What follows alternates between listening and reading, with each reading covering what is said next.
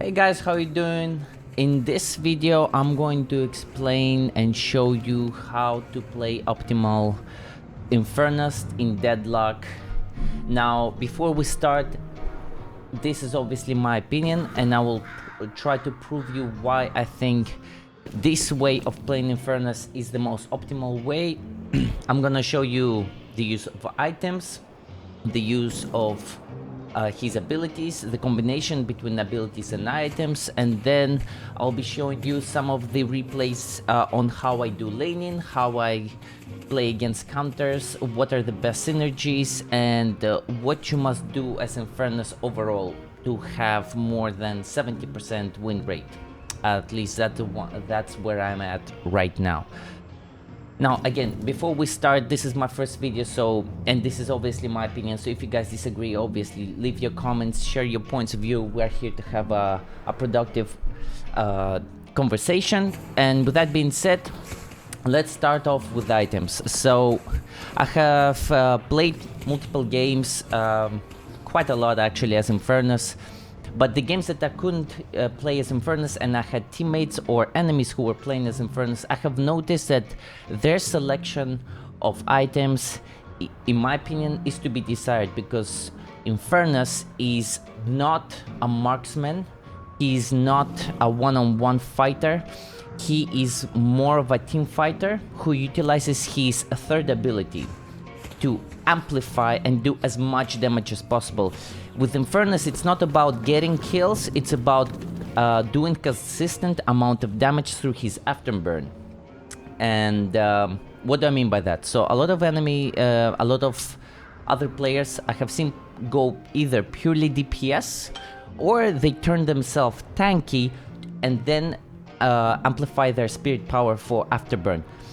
But what I would recommend is actually, I have made a little build for myself that just emphasizes on maximizing his damage output, giving him good enough flexibility to survive and amplify his Afterburn.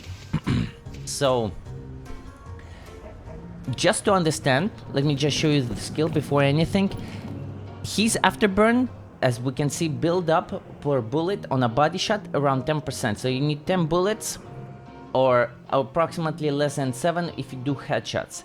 What it doesn't says here anyway is that build up decay time, that's irrelevant, is you are not a marksman, you are a mid-range fighter. A very squishy one. And what it means is that, let's say if you go, let's say around 60 meters away and you try to create an Afterburn, 6, 7, 8, 9, 10.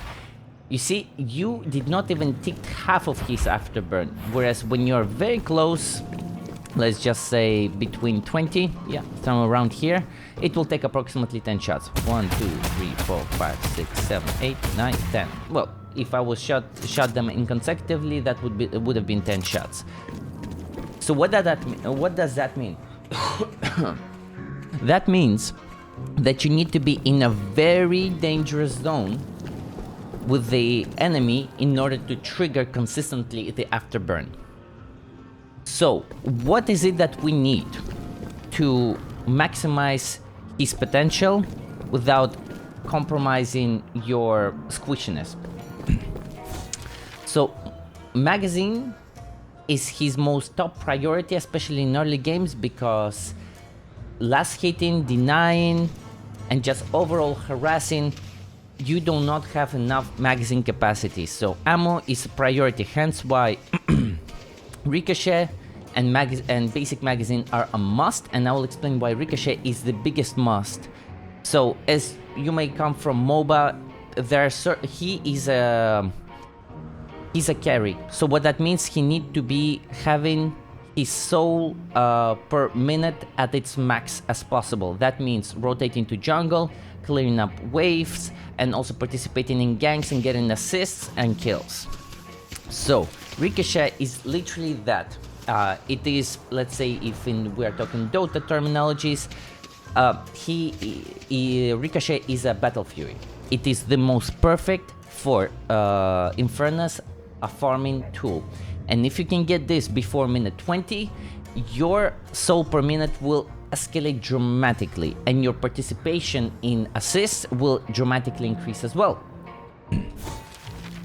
What I do see, and before we jump into what other players tend to do, this build I have made it precisely for under 45,000 souls, because usually on average in this game, from what I'm seeing, the game tends to last between 30 to 40 minutes, and it is approximately around 45,000 souls that you should be able to get consistently if the game is not being steamrolled by your team, or one of the enemies is fed up to a point of no return and you're just being screwed essentially.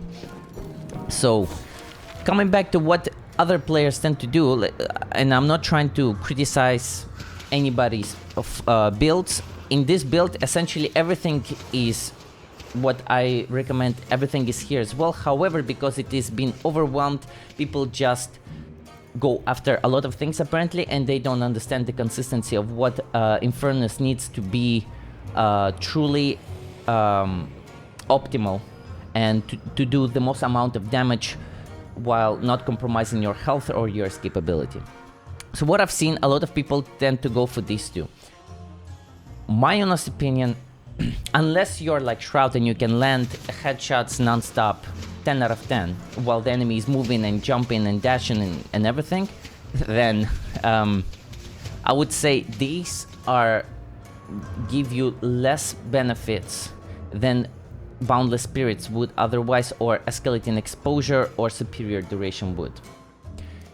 When it comes down like Unstoppable, this is literally an equivalent of BKB in Dota. It is amazing. However, you should not be put in a position where you need to have Unstoppable because you must always maintain your distance. You must always be able to escape without the need of having Unstoppable in your kit, in my honest opinion.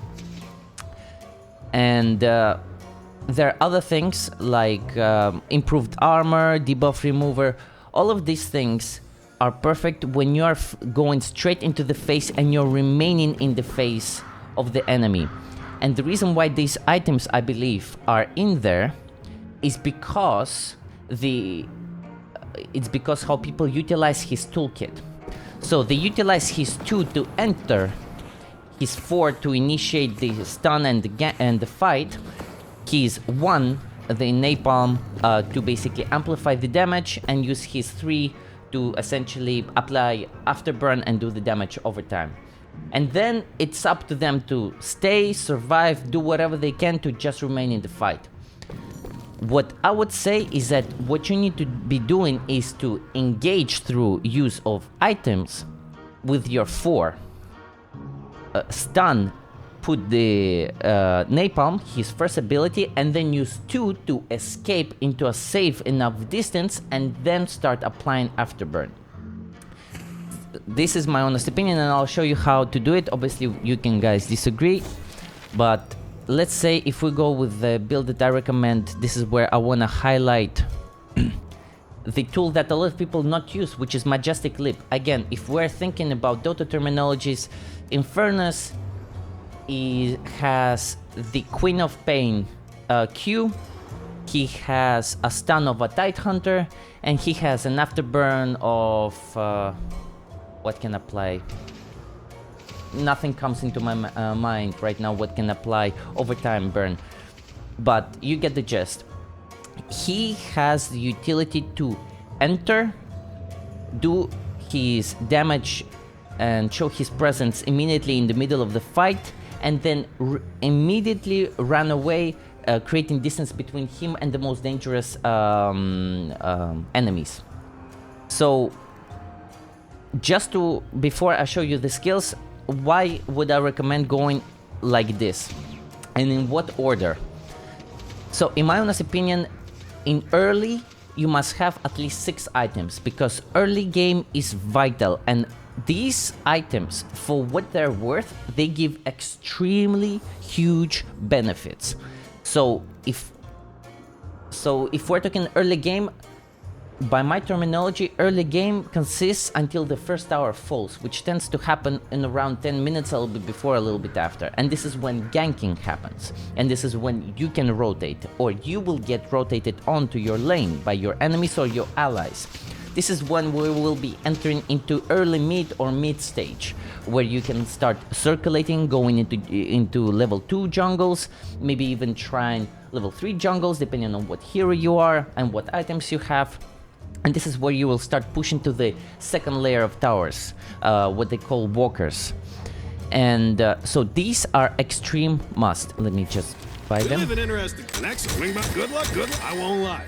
I don't know what After that this, does, but my kid says all the mystics are buying. You can, what I would suggest is early game items should be around 6, and I would recommend going after this. This gives you flexibility to run more stamina, doing a bit of extra spirit damage, and then gives you more firepower for your right clicking to make the last hits, and just jungling much more convenient.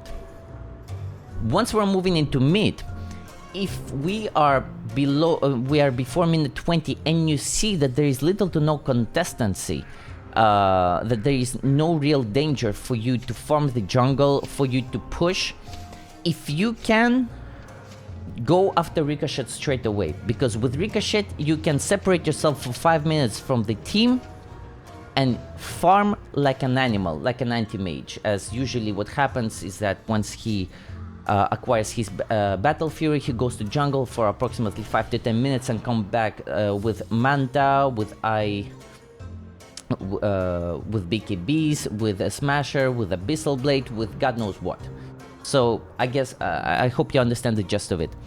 And I will explain how do you utilize Ricochet in your once you get it in your early mid to mid stage, and how do you utilize it to get to contribute in fights, and also push in the lane and do the jungling in the according order of things.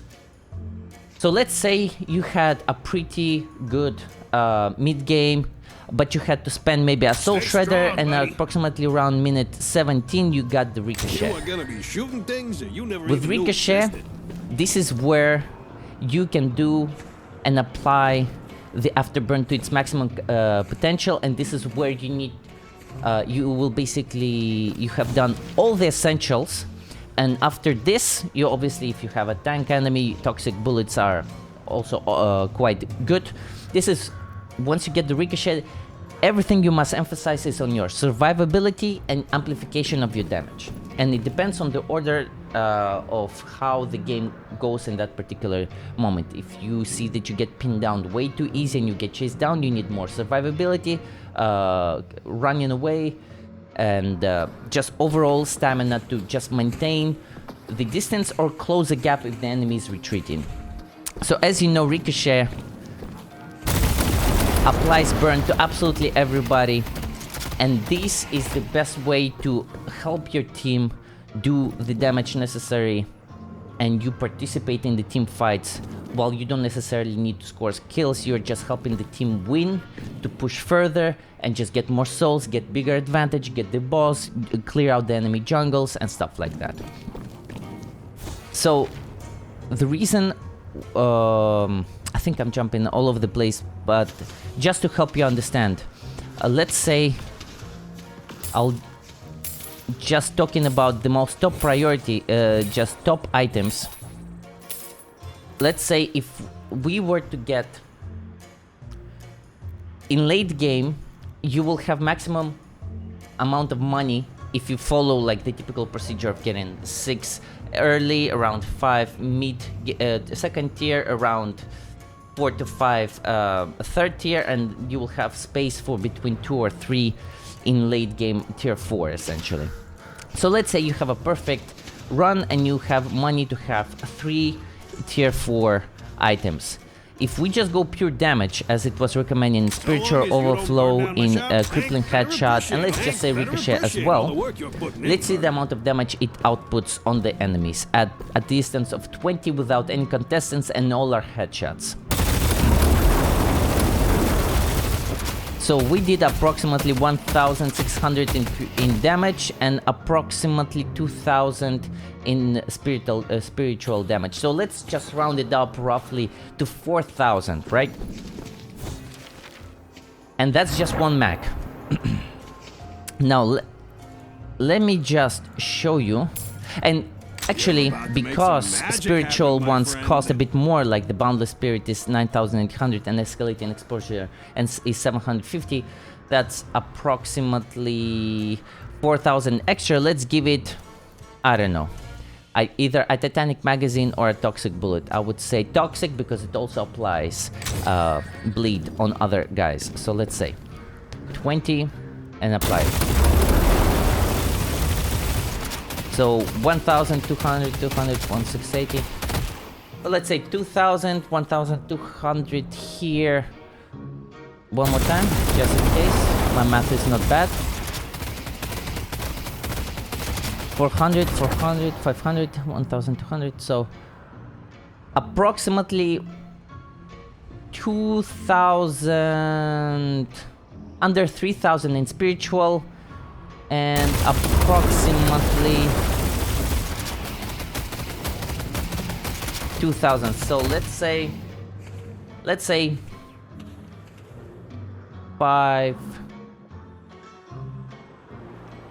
around 5,000. Let's just round it up. My math is doing awful. Sorry, guys. I didn't make a script, but I just want to make a point with this video. So if we go with these three and utilize the same mech, you will see what I'm saying. It's gonna take more time, but you will see how actually with these three items you'll do more output. So let's say in total in the previous build it was approximately 5,000 in damage, spread it out across 4 enemies. Now what I'm gonna do is trigger everything, wait a little bit, do a little bit more.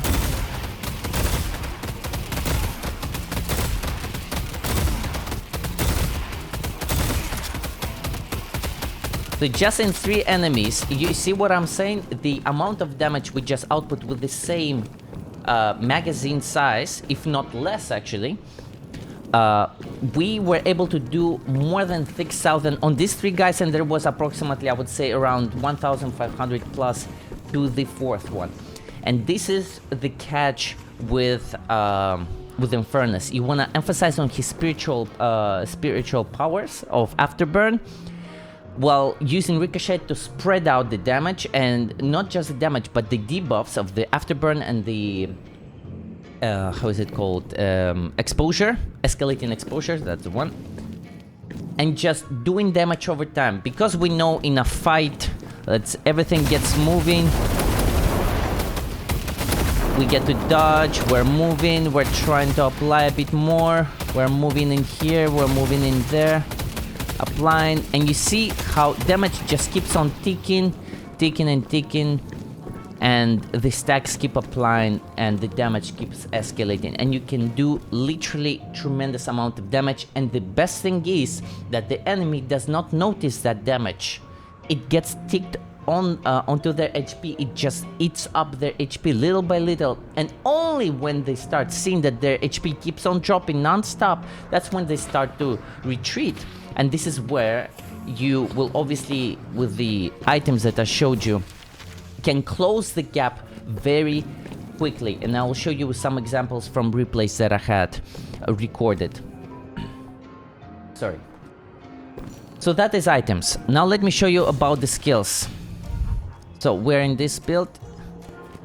Let me just Hey, you live in a little bit of someone's using their noodle. Stay put safe. it on that. A skill superior duration, you will apply it on Afterburn to extend everything. And let me show you how you would use these items and your toolkit to engage in fights. So you are, again, let's take reference as anti-mage. Anti-mage does not come in face first fighting. Do not forget that your ultimate is like Tidehunter's ultimate. Just stuns, applies damage, and that's it. But unlike a Tidehunter, you cannot remain there. So in the period of that stun duration, you wanna create you wanna create distance between you and the enemies that you just stunned. So how would you do it is you would pop 4 Z or a Majestic Leap into an enemy, land when it's about to pop, napalm, and then 2 use your second ability to run away. And once you create a sufficient amount of distance, you most likely will come closer to your allies. You can then remove the 2 and start applying Afterburn. So let me show you how does this look.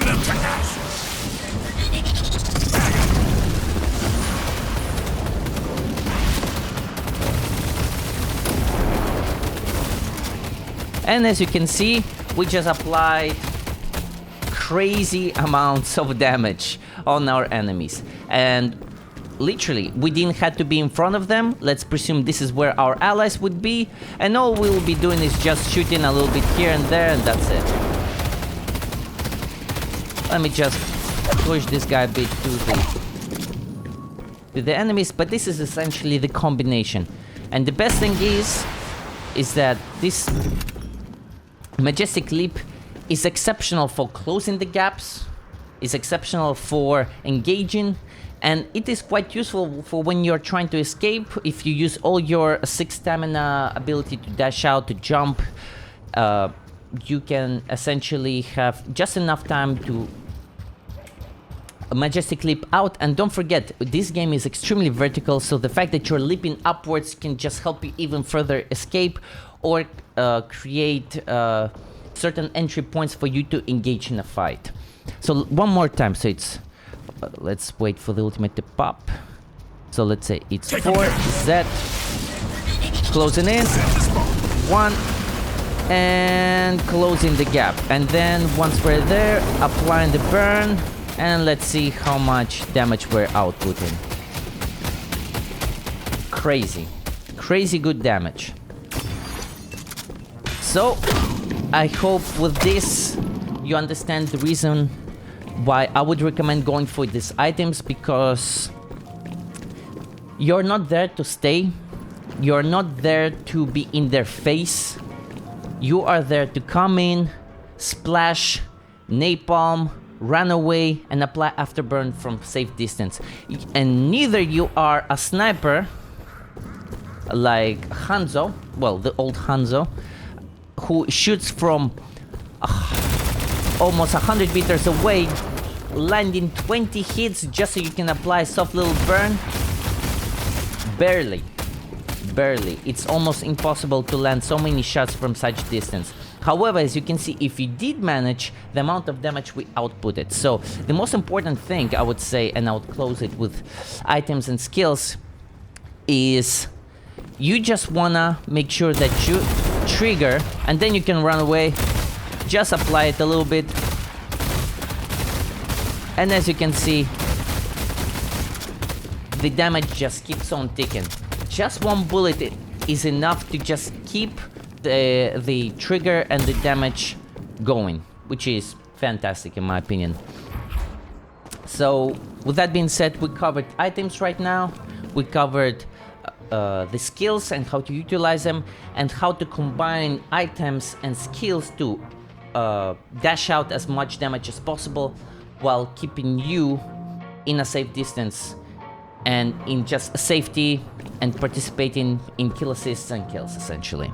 And this is how you win team fights, because in here the idea is not to kill, the idea is to do damage for the team to kill as many as possible, or to force them to back out to the base for you to push and essentially win the game, because the purpose of the game is to get till the last or what you might say in League of Legends inhibitor, and just destroy it, as it always been in MOBAs. So right now let me show you the replays of how to do laning, how to synergize well with your teammates, how to essentially jungle during the early mid to mid game by using Ricochet while participating in ganks, doing rotation, and just essentially making sure that your soul economy is optimal, that you can get